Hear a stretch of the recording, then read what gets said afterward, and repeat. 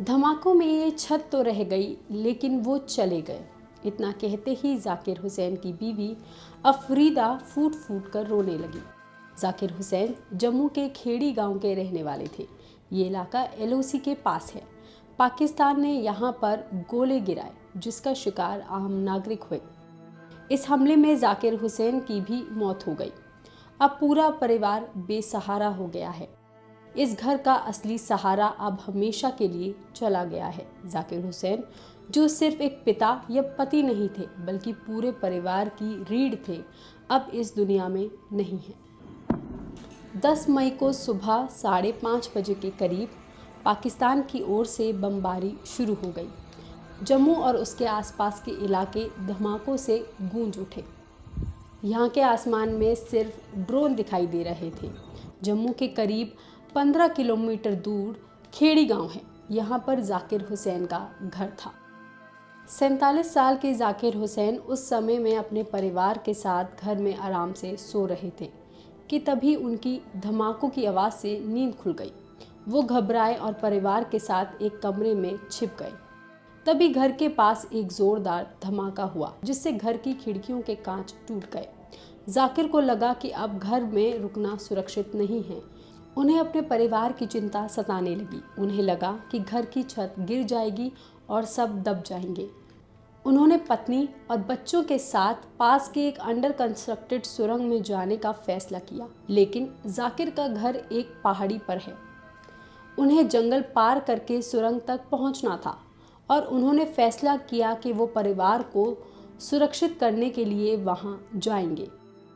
मगर जैसे ही जाकिर घर के बाहर निकले, सड़क पर एक बम आकर सीधे उनके पैर के पास गिरा। जाकिर का दायां पैर एक झटके में उड़कर शरीर से अलग हो गया। पूरे बदन पर स्प्लिंटर से घाव हो गए, मतलब उस बम के छोटे छोटे टुकड़े जाकिर के शरीर से टकरा गए थे। उनसे जाकिर की पूरे शरीर में घाव पड़ गए थे, जिससे उनकी मौके पर ही मौत हो गई। जाकिर अपने परिवार का पेट पालने के लिए ढाबे पर काम करते थे, जिसके लिए उन्हें केवल 15,000 रुपये तनख्वाह मिलती थी। इसी से परिवार का गुजारा होता था। जाकिर के जाने के बाद अब वो भी बंद हो गया। अब उनके परिवार को कौन पालेगा? ये बात उनकी बीवी रो रो कर हर किसी से पूछ रही हैं। दैनिक भास्कर की रिपोर्ट के मुताबिक अफरीदा ने अपने आंसू पोंछते हुए बताया कि जाकिर चाहते थे कि कैसे भी बच्चों को इस बमबारी से बचा ले।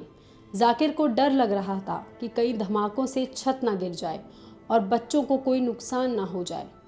इसके बाद उन्होंने छत की तरफ देखा और वो बोली, ये छत तो यहीं रह गई, लेकिन वो चले गए। अफरीदा इतना कहकर ज़ोर ज़ोर से रोने लगी और पूछने लगी कि अब मेरे बच्चों को कौन देखेगा। जाकिर और अफरीदा की 3 बेटियां हैं और एक बेटा है। इन सब के मन में भी पिता को खोने का सदमा गहरा है। परिवार अभी बात करने की हालत में नहीं है। आसपास के लोग गम में शरीक होने आ रहे हैं। जम्मू के गवर्नर भी यहाँ पहुँचे, लेकिन घर में हर तरफ रोने बिलखने की आवाज़ है। सबके मन में एक खालीपन है जो कोई मुआवजा, किसी की बातें कोई भी पूरा नहीं कर सकता, ना ही उसे भर सकता है। इनके लिए ज़िंदगी सिर्फ एक बोझ बनकर रह गई है। अफरीदा की सूनी आंखों में अब कोई सपना नहीं है, सिर्फ चिंता है बच्चों की परवरिश की, उनके भविष्य की।